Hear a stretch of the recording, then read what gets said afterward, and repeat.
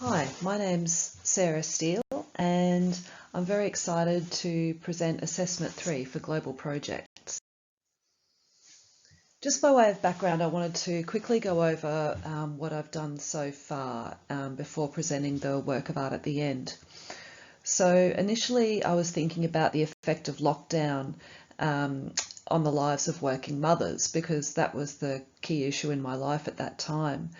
But since then, as the subject has progressed, the new problem has really been what's the effect of pre-lockdown life on working mothers, and how do I feel about returning to that life in the near future as restrictions lift? And the real theme moved away from the containment of lockdown to the constraint of pre and post lockdown life.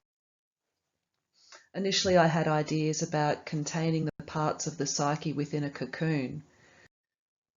I found some wonderful exemplars and I really enjoyed searching for those. But the feedback I got after assessment 1 was to perhaps think about transformation and what might be happening inside that cocoon, what could come of it. However, in week 4, we learned about wicked problems and zoomed out of our personal experience of the global problem to think about the broader issues. And this is when my feelings started to transform, I suppose, from the idea of the containment of lockdown into the constraint of pre and post lockdown life.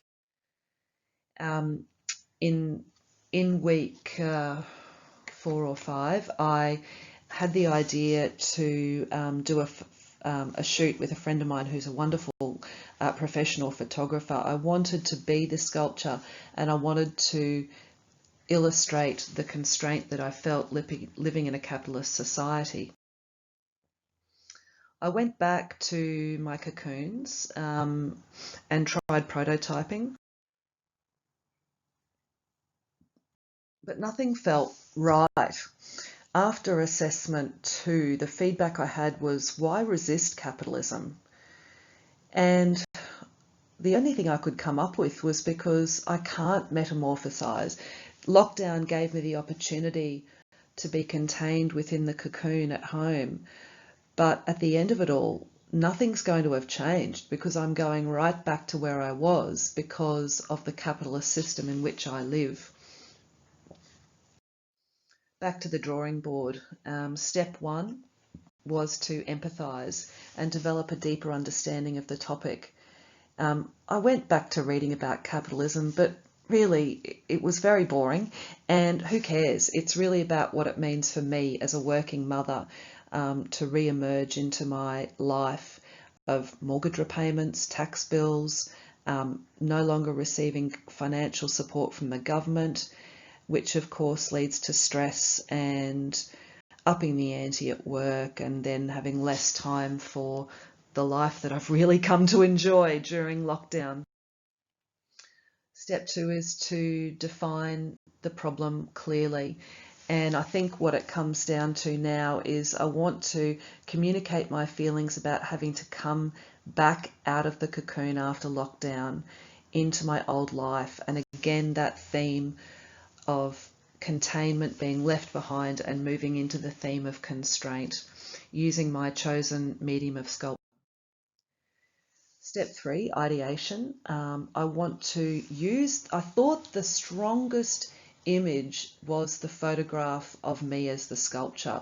And I wanted to work in the medium of fibre and visually communicate the parts of the psyche, but not using the parts that I'd previously made. I wanted to do something new and really focus the viewer on the visual representation of constraint.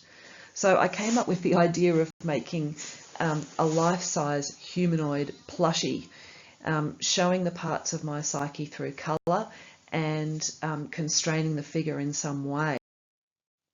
There was no time to prototype, so I went straight into step 5, not testing prototypes, but testing my problem solving skills as an artist through choice of fabric, sewing skills. I normally work as a two-dimensional sewer making quilts, and I had to learn three-dimensional sewing, the use of armature in sculpture, and photographing my work.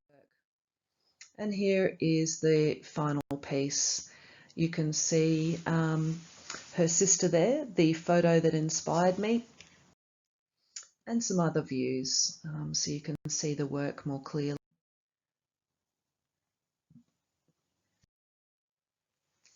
I think that it's called crazy quilting technique, where you're not lining up the seams of the patchwork, and it really expresses that crazy psyche and all the parts bumping up against each other. I think the concept of constraint is expressed clearly through the pose of the figure and the arms wrapping around the figure. Unfortunately, the figure is not as aesthetically pleasing as I would have liked.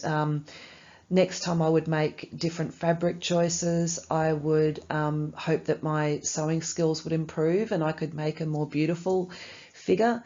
And I'd like to develop my skills in making sculpture using armature. I wish she was a little more anatomically correct. The dimensions are not working, and I think that detracts from the work. Also, I kind of didn't really answer the question given in my week 6 feedback, which was why resist capitalism, in a very critical way, focusing just on why I don't want to live in a capitalist society, as opposed to thinking about the issue critically from both sides. And just to finish, some funnies. I've got the 2 legs, how to join them, and then how to attach them to the top of the body, and my figure in a lovely yoga pose there. Thank you very much. I really enjoyed this subject and I really enjoyed this project. Goodbye.